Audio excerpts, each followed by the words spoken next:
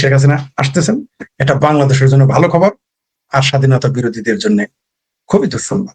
শেখ হাসিনা কি ভারতে বন্দী নাকি? আর শেখ হাসিনা আসলে পালাইছেন সাদা শকুন নাকি একজন শিক্ষিত অধ্যাপক? তো যে বেটা এইটাই জানে না, তো শেখ হাসিনা কি ওনাদের যে পাইকারদের মতো পালাইছেন কিনা? 71-এ ওনার বাপদাদারা যেভাবে পালিয়েছেন সেভাবে পালিয়েছিলেন কিনা? এরা নিজেরা তো পলায় থাকে, জামালপুরের ভাষা নিজেরাই পলায় থাকে, পলান্তি খেলে।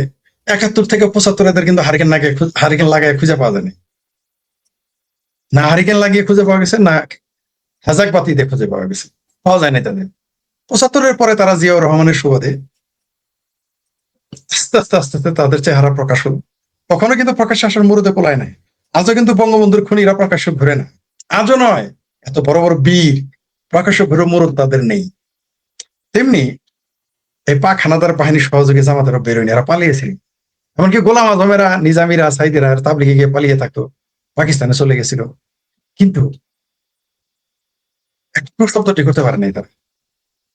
কিন্তু এখন শেখ হাসিনাকে বলে পালায় গেছে, তো হেলিকপ্টার দিয়ে যদি পালায় যায় বলে। এটা আমরা জানতাম না যে 18 জন বাংলাদেশের সামরিক হেলিকপ্টারে 18 জন সামরিক ব্যক্তি সাথে নিয়ে পালানো যায়, আবার তারা ফিরে আসে। বিষয়টা কি জানিলাম? আচ্ছা, আমি যদি পালিয়েই থাকি তাহলে আপনার হেলিকপ্টার আপনার বাড়ি থেকে আমাকে নিয়ে আসলো, আপনার ভাই বাতে যে 18 জন দেখে পালানো হলো। তারা বলতে পারতো যে তাকে উচ্ছেদ করেছে, বিদায় করে দিয়েছে, ফেল করে দিয়েছে, এটা বললে তাও একটা কথা খাটতো। এই যে তাকে হেলিকপ্টার দিয়ে শেখ হাসিনাকে দিল্লি রেখে এসেছে, তাও কিছুটা যুক্তি খাটতো। কিন্তু যখন বলে পালিয়ে গেছে, আমরা তো এটা জানি না, এদের মুরদে কোলায় নাই তাদের ঠেকানে। তারা জানে যে শেখ হাসিনা, শেখ রেহানার কিছু হলে বাংলাদেশ অস্তিত্ব হারিয়ে ফেলবে, জামাতিদের অস্তিত্ব হারিয়ে ফেলবে। তাদের যে প্রভু, তারা জানতো যে শেখ হাসিনা, শেখ রেহানার কিছু হলে বাংলাদেশে সিভিল ওয়ার হবে, এটা তার প্রভু রাষ্ট্রগুলো জানতো। তার জন্য শেখ হাসিনাকে দুইটি দেশের কারণে, একটা তো ভারত সবাই জানে, আর একটা দেশ আমি এখন বলতেছি না, সময় মতো বলবো, এই দুইটি দেশের কারণে হিম্মতে কোলায় নাই শেখ হাসিনা এবং শেখ রেহানাকে কিছু করার। 4 তারিখে তাকে হত্যা করতে চেয়েছিল, পারেনি। যত কথাই বলে, কারণ হত্যা করতে চেয়েছিল, কিন্তু তারা পরে সম্মানে তাকে রেখে আসতে হয়েছে, উপায় ছিল না। এবং শেখ হাসিনাকে কি বলে হেলিকপ্টার তুলেছে? তিনি যদি জানতেন তাকে দিল্লি রেখে আসা হচ্ছে, তিনি জানেন না, তাই তাকে বলছে আপনাকে গোপালগঞ্জ নিয়ে যাচ্ছে। তাই তাকে কোন রকম হেলিকপ্টার তুলে তারা দিল্লি নিয়ে চলে এসেছে, কারণ হেলিকপ্টার তো শেখ হাসিনা চালান। পালায় গেলে শেখ হাসিনাকে হেলিকপ্টার চালাইতে জানাতে আচ্ছা, ধরলাম যদি প্রাইভেট কার হইতো, মোটর সাইকেল হইতো, এমনকি বাস হইতো, ট্রাক হইতো, তাও বলতাম শেখ হাসিনা চালাইছে বা তার লোকেরা চালাই নিচ্ছে। কিন্তু শেখ হাসিনা কি তাহলে হেলিকপ্টার চালাইছে? হ্যাঁ, তাও সামরিক হেলিকপ্টার। তিনি সিগন্যাল কারে কয় বুঝেন, আবার 18 জন বাহিনী, তাদের অ্যারেস্ট করেন না কেন? তিনি যদি পালিয়ে যায় গিয়ে থাকেন, তাহলে তার সহযোগিতা করেছে 18 জন সামরিক ব্যক্তি, সে পাইলট সহ তাদের গ্রেপ্তার করে না কেন? এরা নিজেরা যখন পালাবে, ওটা হলো হিজরত। এরা তুরস্কে পালিয়ে গিয়েছিল, তারপরে আধা পাগল শিলং, সালাউদ্দিন আসামে থাকতো, ওটা আলাদা, ওটা পালিয়ে যাও বলতেছি না আমরা। জামাতে যে আরেকটা সামারের দেশের সম্পাদক পালাইছিল, শফিক রেহমান পালাইছিল, তারেক রহমান তো মুসলেখা দিয়ে গেছে, তারেক রহমান তো মুসলেখা দিয়ে গিয়েছিল। শেখ হাসিনা তো তাও হেলিকপ্টার দিয়ে গিয়েছে, তাকে রাখা হয়েছে। তারেক রহমান তো একদিনে 3টা মুসলেখা দিয়ে তারপর লন্ডন গেছে। শেখ হাসিনা কিন্তু মুসলেখা দিয়ে জানে, এমনকি তার পদত্যাগ পত্র খুঁজে পাওয়া যায় না। এই দেশের প্রেসিডেন্টও বলেছে, সামরিক বাহিনীর লোকেরা বলেছে তার তো কোনো পদত্যাগ পত্র নাই। মানে শেখ হাসিনার কাছে একটা পদত্যাগ পত্র নিতে পারে নাই, এই মুরুদে তাদের কোলায় নেই। তাহলে সারা জীবন বলতো এই যে শেখ হাসিনা পদত্যাগ করে গিয়েছে, একটা জিনিসে তারা ধরা খেয়ে গেছে, তাই এখন বলে পালাই গেছে। এটা যদি পালায় যাওয়া হয়, তাহলে এরকম পালায় যাওয়া তো খারাপ না। হেলিকপ্টার দিয়ে যদি সামরিক বাহিনীতে পালায় যাওয়া হয়, তাহলে তো খারাপ না। আর ওই যে জামাতের সাদা শকুন আমিরের যে কথা বললেন, তাহলে শেখ হাসিনা যে বলেছেন তিনি আসবেন না, তাহলে তো টেনশন কিসের?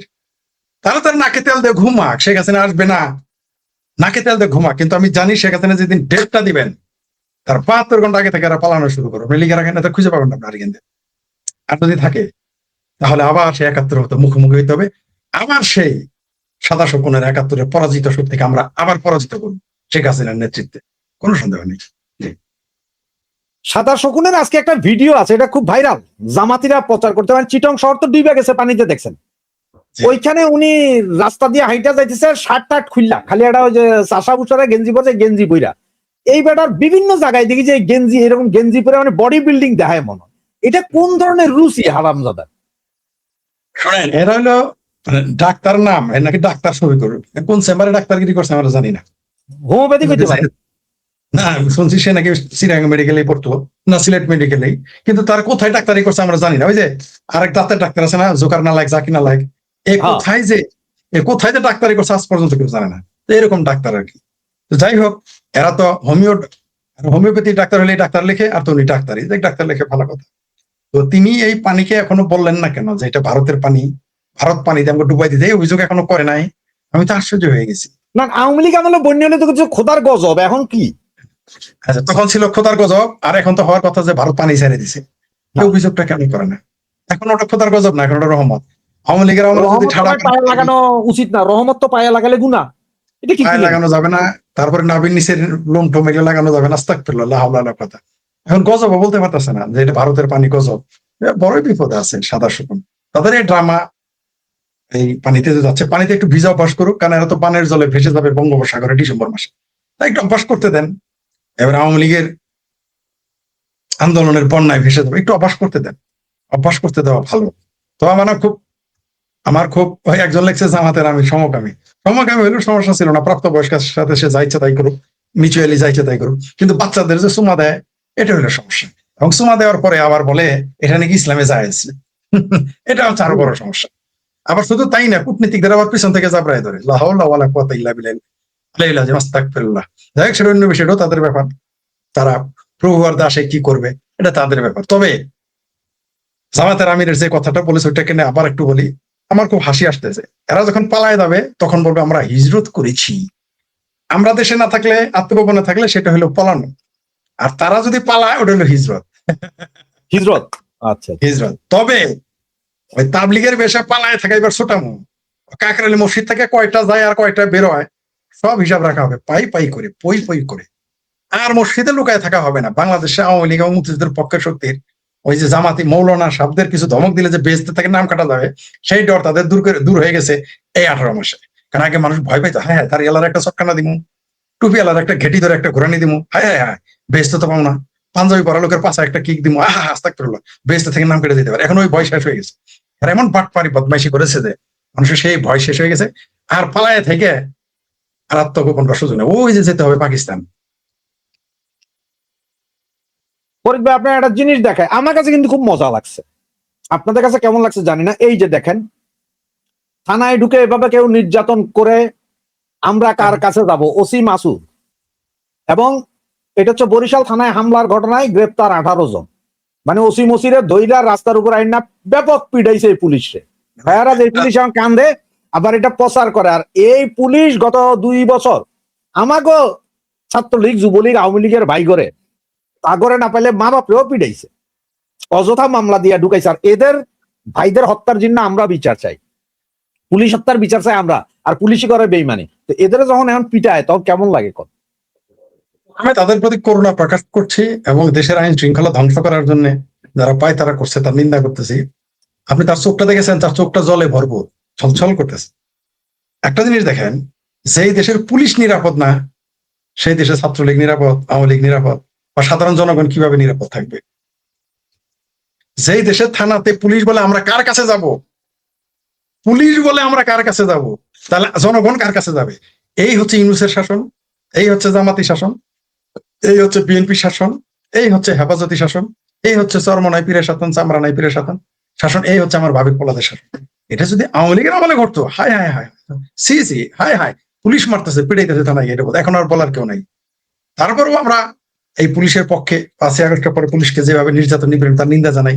কিন্তু পুলিশ তো আমরা করি মাই মাই, মায়ের চোখে পানি নেই। পুলিশের জন্য আমরা কাঁদি, কিন্তু পুলিশ তো আমাদের লোকদের পিটায়। যাই হোক, তারপরও আমরা তাদের পক্ষে, তাদের প্রতি, তাদেরকে আমরাই পাহারা দিব। আগামীতে বাংলাদেশের জনগণ পুলিশকে পাহারা দিব, অসুবিধা নেই। আমরা আসতেছি 16ই ডিসেম্বর। 16ই ডিসেম্বর থেকে আমরা এই দেশের শাসক এবং এই দেশের অর্থনীতি, এই দেশের গণতন্ত্র, এই দেশের সংবিধানের সাথে সাথে আমরা পুলিশকেও পাহারা দিব। পুলিশে জনগণের শক্তির উপরে কোনো শক্তি নেই, আমরা জনগণ রেখে দিব, আমরা পুলিশকে পাহারা দিব, কোনো সমস্যা নেই। ফরিদ ভাই, সারা বাংলাদেশে বিভিন্ন বিষয় নিয়ে কথাবার্তা চলতেছে। বাংলাদেশের যেমন চট্টগ্রামের পুরো অঞ্চলই পানিতে ডুবে গেছে, 8-10 ফিট পানির নিচে। দেশে আরো বিভিন্ন জায়গায় পানিতে আছে। ইসরায়েল আর আমেরিকা মিলা ইরানে বোমা হামলা চালাইতেছে, যুদ্ধ চলতেছে। এর ভিতরে বাংলাদেশের পত্রিকাগুলা এখন ইরানের খবর নাই, খবর হচ্ছে এটা অনলাইনে অস্ত্রের ব্যবস্থা, বাণিজ্য অর্ডার করলে পৌঁছে যাবে সন্ত্রাসীদের হাতে। আর ওই যে আমাদের পাটোয়ারি নাকি ইরানে আছেন, উনি ওখানে সুস্থ আছেন। এত বোমা মারার পরও কিছু হন নাই। এগুলো হচ্ছে যে নিউজ। কি বলবেন? শুধু তাই না, তারা কি নিন্দা জানিয়েছে? না, এই যে এত ঘটনা ঘটতেছে, আপনি শুনেছেন যে আমেরিকা নিন্দা জানাইছে? শুনছেন? এরা ইরানে গিয়েছে খোমেনির জানাজায় দুঃখ প্রকাশ করতে, কিন্তু এই যে ইরান এর উপরে তামা তামা করতেছে, আমি বলেছিলাম যে ইরানের জানাজা 24 ঘন্টা পরে থেকে আমেরিকা আবার শুরু করবে। 48 ঘন্টা পার হয় নাই, যাই হোক, আমার কথাটা বলেছে, আপনার মতো 24 ঘন্টা মিলে যায় না, 48 ঘন্টা পরে শুরু করেছে এবং করছে, আরো করবে, করতেই থাকবে। আমরা এই যে চুক্তি একবার বলে আইডিয়া, পাকিস্তান কত বড় খেলারি, সে যখন চুক্তি করলো যুদ্ধ থামাই দিলে, এমনকি ভারতের সিংকুমামেরা কংগ্রেসীরা দেখলাম বললো, ভারতের নেতারা বলছে এই যে দেখো পাকিস্তান কত ক্ষমতাবান, যারা নরেন্দ্র মোদী বিরোধী, ভারত বিরোধী এবং বিজেপি বিরোধী, তাদের কি পাকিস্তানের প্রশংসা পঞ্চম? কিন্তু আমরা জানতাম যে এই আলোচনা, এই চুক্তি, এগুলো সব ভেস্তে যাবে, এগুলো আমরা জানি, তাই এগুলো আমরা কথা বলি নাই। আমরা জানতাম তারা তামা করে ফেলবে আমেরিকা, ডোনাল্ড ট্রাম্প প্রেসিডেন্ট, আমেরিকার প্রেসিডেন্ট ইরানকে তামা তামা করে ফেলবে, কারণ হলো আরবরা চাচ্ছে ইরান ধ্বংস। আরবরা চেয়েছিল বলে খিলাফত ভেঙে গেছিল প্রথম বিশ্বযুদ্ধে, আরবরা চেয়েছিল বলে ইরান ধ্বংস হবে, আপনি ঠেকাইতে পারেন। আপনি মনে করেন না যে এটা আমেরিকার ইসরায়েলের কথা হচ্ছে, এটা আরব রাষ্ট্রগুলোর জন্য হচ্ছে এবং হবে। কারণ মুসলমানদের 3টা গোষ্ঠী চাইতেছে নেতা হইতে। যেমন মনে করেন আমাদের একটা গ্রাম আছে, সেই গ্রামে 3জন মাতব্বর হইতেছে, আপনি, আমি আর মাসুদ ভাই। এখন আমাদের মনে মনে খায়েশ, আপনিও ভাবেন যে আমিও জামালপুরে মাতব্বর হবো, আমারও খায়েশ জামালপুরে মাতব্বর হবো, মাসুদ ভাইয়েরও খায়েশ জামালপুরে মাতব্বর।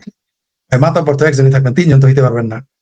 আপনি চাইতেছেন যে বাংলাদেশের 64 জেলার মধ্যে জামালপুরে জেলা লোক কাম করে মাথা পড়বেন, মানে আপনি চাইতেছেন, আমি চাইতেছি একজন হতে পারে জামালপুরের সব মানুষ আমাদের 3জনকে মাথা পড়বেন মারতে পারে, কিন্তু আমরা চাইতেছি শুধু আমাকে মানুষ। তখন তো কোন দল অনিবার্য? মুসলমানদের মসিহা, মুসলমানদের নেতা, মুসলমানদের খলিফা, মুসলমানদের রাজা বাদশাহ, মুসলমানদের রাহাবার বানতে চাইতেছে কে? ইরান। কে? তুর্কি। কে? সৌদি আরব। 3জনে চাইতেছে। তো তুরস্কের খিলাফত ভেঙে খান খান করে দিয়েছে আরবেরা এবং ইরানি, এই আজকের ইরানিরা মিলেমিশে এই যে বাংলাদেশের মুসলমানেরা ইরানের পক্ষে ছাপা মারে, ভাই খিলাফত ভাঙলো ফেরা, ইসলামী খেলাফত ভাঙছে কে? এই কথা বলে তখন তুই শালা নাস্তি। ইসলামী খেলাফত ভেঙে ফেলেছে ইরান আর সৌদি আরব। তখন এর নাম ছিল, ইরানের নাম ছিল পারস্য, সৌদি আরবের নাম ছিল হেজাজ আর নজদ। আমি বলেছি ভাই পারস্য আর হেজাজ নজদ তো তুরস্কের খেলাফত ভাঙছে, আর তুই শালা নাস্তি। এটার কোনো জবাব হলেও কিছু বলতে পারবে না, তুই শালা ভারতের দালাল। মানে তখন আমি শেখ হাসিনা দালাল না, ভারতের দালাল হয়ে যাই।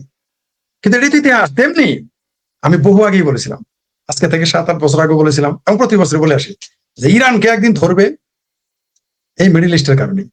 কারণ সৌদি আরবের প্রিন্স আজ থেকে 6-7 বছর আগে বলেছিল, এক্সাক্ট টাইম মনে নাই সাল, তিনি বলেছিলেন যে ইরানকে যদি কখনো আমেরিকা হামলা করে আমাদের কোনো আপত্তি থাকবে না। এটা কি সিম্পল? তখন আমি বলেছিলাম ইরান গেয়া আর্মে, এই যে তখন আমার গালি গাল আছে গো। ইরান চলে যাবে, ইরান খরচের খাতায় চলে গেছে। এরপরে খরচের খাতায় কে জানেন? তুরস্ক।